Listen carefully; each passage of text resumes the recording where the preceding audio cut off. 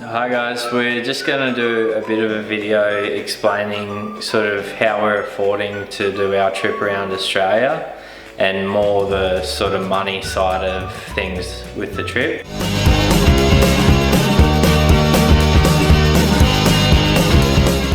We both work full time and we've been saving as much as we can, saving our asses off for the last 18 months. We just thought the more we save, the more freedom we'll have once we hit the road to travel as long as we can and do the things we want to do while we're on the road.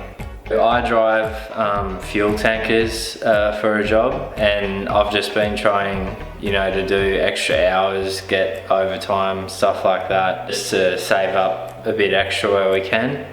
Yeah, and you're pretty sleep deprived. Chris has been working so many hours. I think for the first month or so, Chris will probably just sleep on the road. Hopefully not while we're driving, but camping, he'll be out for the first month at least. And I work in employment services, so although I can't do overtime and things like that in my normal sort of 9 to 5 job, I'm able to use things like annual salary sacrifice and stuff like that for our benefit. So for an example, our salary sacrifice will be over a year, so I've made it more per week, so I can utilize the whole year's worth of incentives so that we're not losing out and we're utilizing as much as we can before we hit the road. So our main reason for doing it this way, a lot of people sort of save up a bit of a kitty and then travel and keep working and top it up.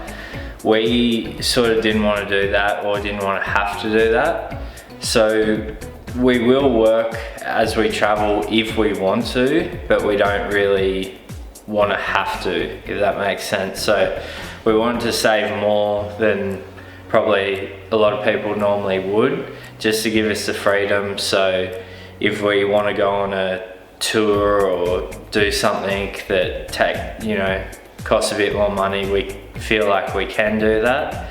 And also because we've worked so long and so many hours and stuff, we just wanted that freedom of not feeling like we have to work, at least for a while. So that was the idea behind that. Yeah, and a lot of the time if we tell people that this is what we're going to do, we get the same sentence like, oh, there's so much work out there, you can work when you travel, and it's good to hear, but we decided to stay home that bit longer in our current jobs and utilize that for the money so that we can not have to work if we don't want to work.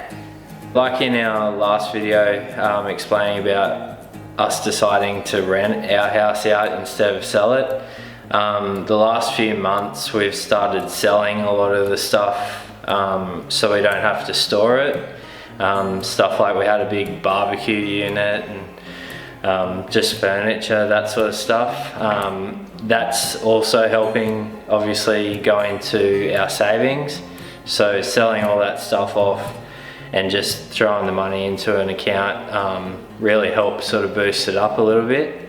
Yeah, we had things like a spa that we bought about 5 years ago, and that was a huge help to be able to sell that and have that cash just go straight into the bank and sort of build up, and you can see it building up. So it's been really good being able to save and see how much we've got there for the next chapter. So we also sold my little green Suzuki Swift. That was the first car I've ever owned from new, and it was pretty hard to see that go, but it was nice to be able to sell it, get a bit of extra money into our accounts, and then also not have to worry about what to do with the car while we travel, because obviously we don't really know how long we're gonna want to be on the road for. So going on with saving for our trip, we sort of decided early on the way we'd rather do it is we wanted to upgrade a lot of our camping gear and get the gear that we wanted or needed for the trip while we're still here working, so that when we've got a set amount of money in the bank without anything coming in, we didn't feel like we had to go out and spend a few $100s here and there on different gear. So while we've been working, we're just sort of finishing off getting the car exactly the way we want it.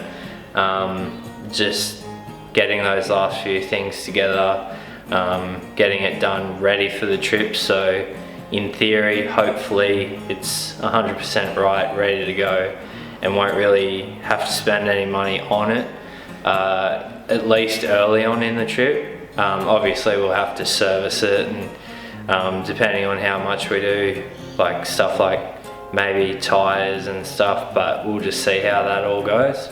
Yep. Since we went on our trip to Jindabyne, which was about 18 months ago, we haven't had a holiday, so that has helped. Obviously it's been hard just pushing through knowing that we're going to be on the road and just wanting that to be right now, but it's also helped with being able to have some annual leave accruing over that time. So when we actually do leave our jobs, we'll have a little bit there that we can actually cash out and have a little bit more from our holidays, that payment going into our accounts. So that'll be that bit extra before we leave. That will be really helpful. So to save a little bit of extra money, we've cut off a few services that we have at our home, just like ADSL and things like that. We've also scheduled our power to be cut off, and we're moving out of our house a couple of weeks early. So that will help. In total, our monthly amounts that we're paying will be a bit less for those last few months before we hit the road. With our trip, we've sort of factored our biggest expenses are going to be fuel, food and accommodation, and probably alcohol as well. Accommodation for us hopefully isn't going to be very high. With the setup on the Patrol, we're able to free camp a lot, and that's our preferred style of camping anyway. So whereas a lot of people sort of need caravan parks and that, we won't really be going there. And we'll do a few, like I think we'll stay, you know, at a few places here and there just to, you know, charge everything up and stuff like that. But probably the food and fuel's definitely going to be the highest cost for us. And alcohol. Yeah, definitely alcohol. So to get a bit of an idea on what we think our costs might be comparative to, we've been following along with the adventures of Ode to the Road. So these guys have been traveling Australia for over a year, and they have a similar setup to us. So they've got 2 adults and a dog, and they're traveling with a roof style tent, sort of like a rooftop tent, but it's a roof conversion without a caravan, and they're not towing anything. So they've been a really good help. They do a lot of statistics on how much they spend, and they do a lot of posts on where they go and dog friendly places and all those sorts of things. So I got in contact with them, and they've given us a couple of tips and things that they use to make their money go further and things like that. So I'll put a link down below for how you can get in contact with them and see the stuff that they do, and also put a link there to their stats for like their 12-month trip, so you can see just how much they're sort of spending. So we think we'll probably sit around similar to them because we're, similar setup. So I've just popped in the description a write-up of Ode to the Road's top tips about traveling and making the best out of the money that you have, and a little bit about them in case you wanted to go and check them out. When we're on the road, we're planning on using most of the normal things that other people traveling do, like the apps that compare fuel prices, stuff like that, just to save a bit of money here and there where we can. Obviously that won't always work, like remote areas, we'll just have to get whatever fuel we can, but just where we can, we'll sort of save money just by using stuff like that, and also just shopping for only the stuff we need, not really carrying around extra stuff just for the sake of it and that sort of stuff. Yeah, and we've also added the secondary fuel tank, so if we do find like decently priced diesel, we can choose when we want to actually like fill everything up, and hopefully that will help a little bit cost-wise as well. Yep. So a lot of people at the moment that are traveling Australia, they do a lot of statistics about like how much fuel they use and all the different costs. They break them all down. We're still trying to consider if that's something that we want to do. If it is, we'll only pick the things that we think are sort of relevant, like the things that might help other people that are sort of similar to us, that aren't towing and you know, traveling with a pet, and maybe doing more sort of free camping and things like that. Just recording our own stuff, but we're not really sure yet if we want to do that. We don't really want that to take away from just the traveling in general. We don't want to be constantly recording things. So if we do, it'll only be specific things that we actually tally up. As far as sort of money coming in from social media and stuff like that, we make a little bit of YouTube videos. We obviously really appreciate all the views and subscribers that we do have, but we're not really expecting that to sort of be any kind of income. That's the reason we've saved for so long and so hard, that we don't have to sort of rely on any of that stuff.